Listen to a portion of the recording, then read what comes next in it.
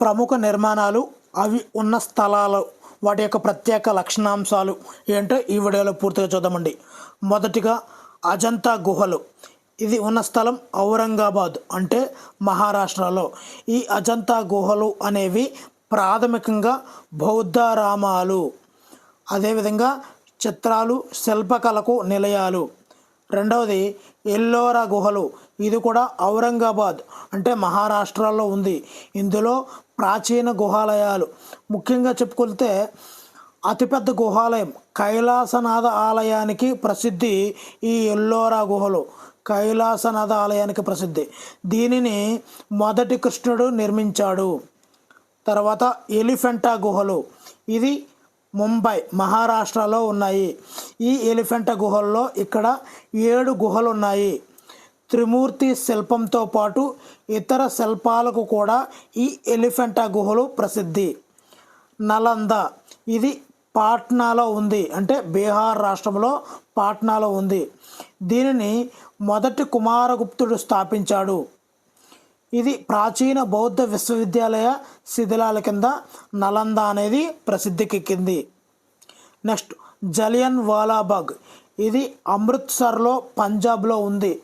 మరి స్వాతంత్ర్యం కోసం డిమాండ్ చేస్తూ సమావేశం జరుపుకున్నటువంటి కార్యకర్తల మీద జనరల్ డయర్ 1919 జనవరి 13న విచక్షణారహితంగా కాల్పులు జరిగిన ప్రదేశమే ఈ జలియన్ వాలాబాగ్. తర్వాతది సారనాథ్. ఇది ఉత్తరప్రదేశ్లో వారణాసి వద్ద ఉంది. ఈ సారనాథ్ అనేది అశోక స్తంభానికి ప్రసిద్ధి. ఇక్కడ బుద్ధుడు మొదటి సందేశాన్ని ప్రజలకు అందించాడని ప్రతీతి సారనాథ్లో. నెక్స్ట్ ఆనంద్ భవన్. ఇది ఉత్తరప్రదేశ్లోని అలహాబాద్లో ఉంది. ఈ ఆనంద్ భవన్ అనేది నెహ్రూ వంశానికి చెందిన పూర్వీకుల యొక్క భవనం. ఈ భవనాన్ని ఇందిరాగాంధీ గారు జాతీయ నిర్మాణంగా మార్చడానికి ప్రభుత్వానికి బహుకరణగా ఇచ్చారు. నెక్స్ట్ క్రాంతి భవన్. ఇది మహారాష్ట్రలోని ముంబైలో ఉంది. ఇక్కడ గాంధీజీ గారు 1942లో క్విట్ ఇండియా ఉద్యమానికి పిలుపునిచ్చిన ప్లేసే ఈ క్రాంతి భవన్. Next Birla house.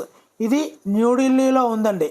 ఇది గాంధీజీ 1948 జనవరి 30న హత్య గావింపబడ్డాడు కదా, 1948 జనవరి 30.